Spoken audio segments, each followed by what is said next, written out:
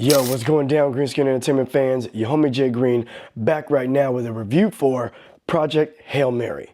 Now, for all of y'all out there who have no idea what Project Hail Mary is all about, this is based off of a book by Andy Weir. We're talking about the same dude that wrote The Martian. The screenplay for this movie was written by Drew Goddard, and this movie was directed by Phil Lord and Chris Miller from Spider-Man Into the Spider-Verse, Spider-Man Across the Spider-Verse, the Lego Movie, 21 and 22 Jump Street. And of course, for famously having Solo, a Star Wars story, taken from them and given to Ron Howard. But even with that head-scratching blemish on their record, these dudes do a great job behind the camera. And this movie, Project Hail Mary, is no exception to that rule. Now, this movie stars Ryan Gosling, a science teacher who wakes up on a spaceship light years from Earth with no memory as to how he got there or what he's supposed to be doing.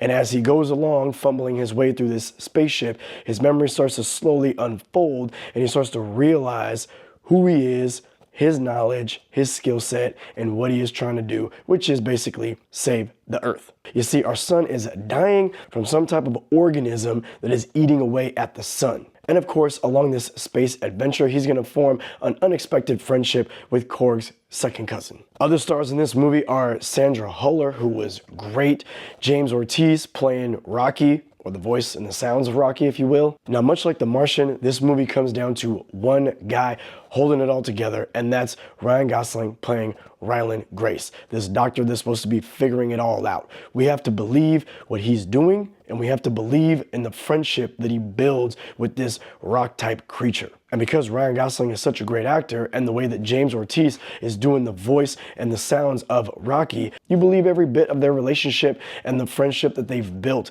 throughout the entire film. And when those emotional beats hit, and trust me, they will, you're buying into all of that. Now, outside of Ryan Gosling's doctor character and Rocky, their friendship and everything that they're dealing with on this space journey, a few unsung heroes that also hold this film together is Sandra Huller and Lionel Boyce. Now, we don't get a whole lot of Lionel Boyce playing Carl in the movie. He's more so in the top of the film as an agent that recruits Grace's character and becomes kind of a friend slash co-worker as he's trying to solve this mystery of what's eating our son. Now, with Sandra Huller's character, we do get a little bit of her sprinkled throughout the movie, more so in the top as certain things are unfolding, but as his memory is coming back and he's remembering how he got into this position, she's pretty much a focal point of all of it. And as the movie goes on and comes to its conclusion, we truly understand how much of an integral part she was to getting him on that ship.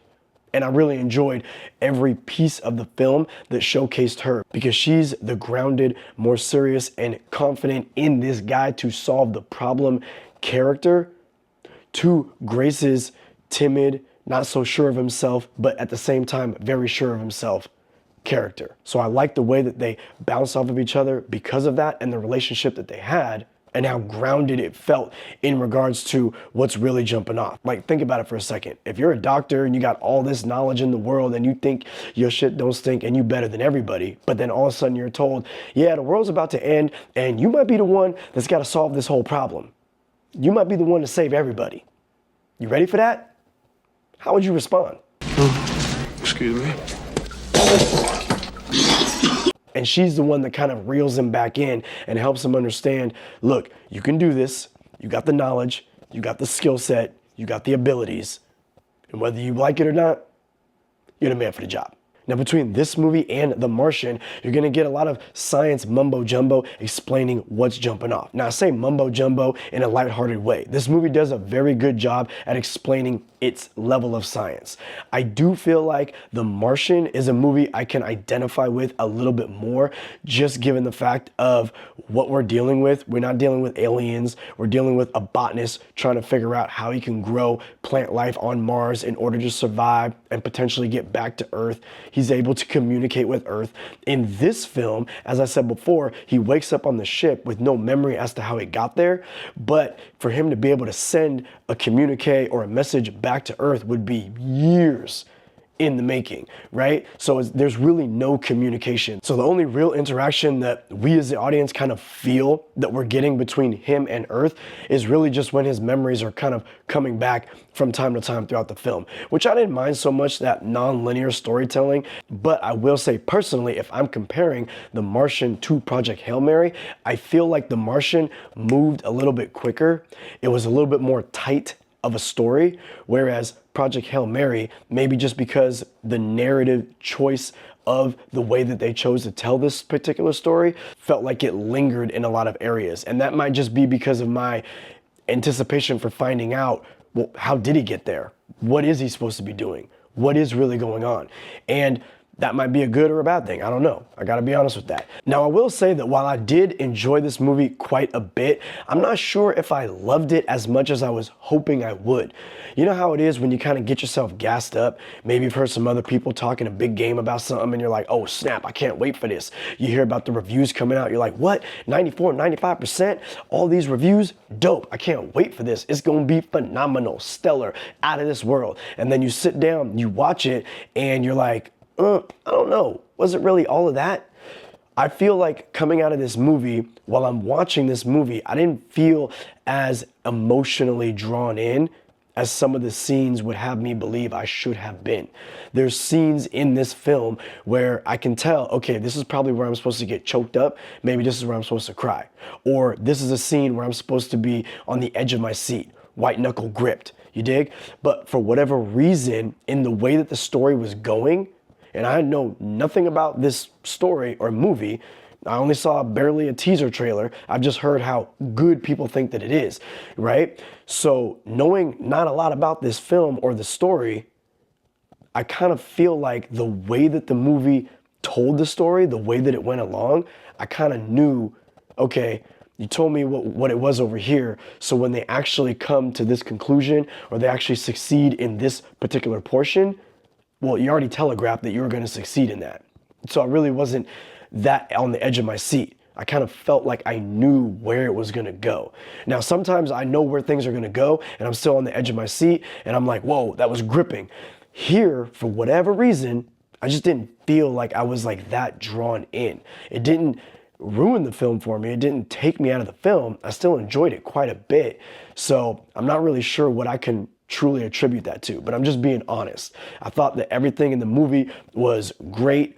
The sentimental moments definitely were there and they were nice.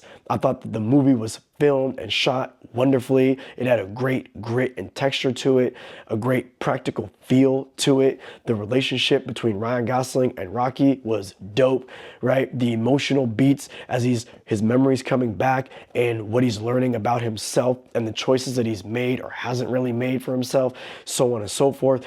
All of those things were pretty fire. Like, I enjoyed all those things and I'm walking out like, yeah, I really like that. But in the moment of the film, for whatever reason, I just didn't feel as emotionally drawn in. And that might be different for y'all. Y'all might be like, oh my God, I sobbed, I was crying left and right, and I was on the edge of my seat, and this is phenomenal. And I hope that it feels like that for you in the moment, right? I feel like this is, for me, a movie that will grow on me over time. It's definitely a movie that I would want to pick up on Blu-ray or 4K.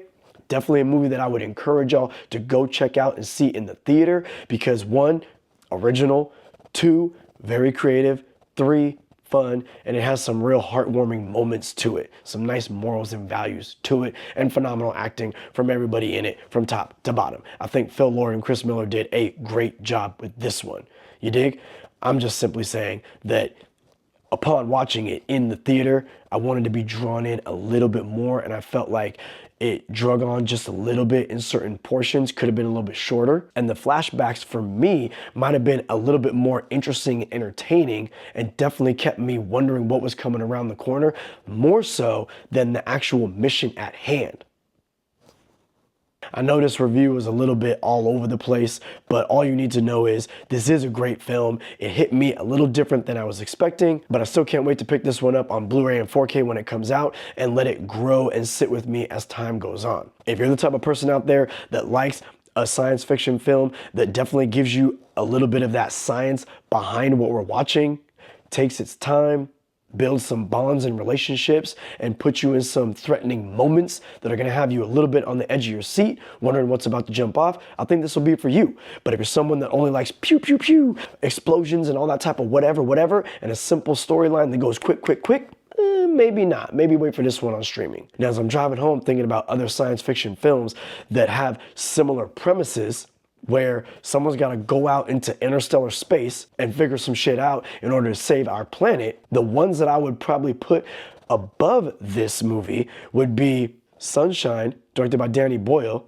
and of course, Interstellar. Either way, if you was about to have a nice little 3-movie marathon of a situation and a premise like this movie, Project Hail Mary, combined with those two, would be a great time. Yo, what say y'all? Have you seen Project Hail Mary? Is this movie on your radar? Did you read the book and now you're pumped for the movie? Are you pumped for the movie, then you want to read the book? Oh, which is it? You tell me. Yo, holla at your homie in the comments. Your homie, Jay Green. I'm out.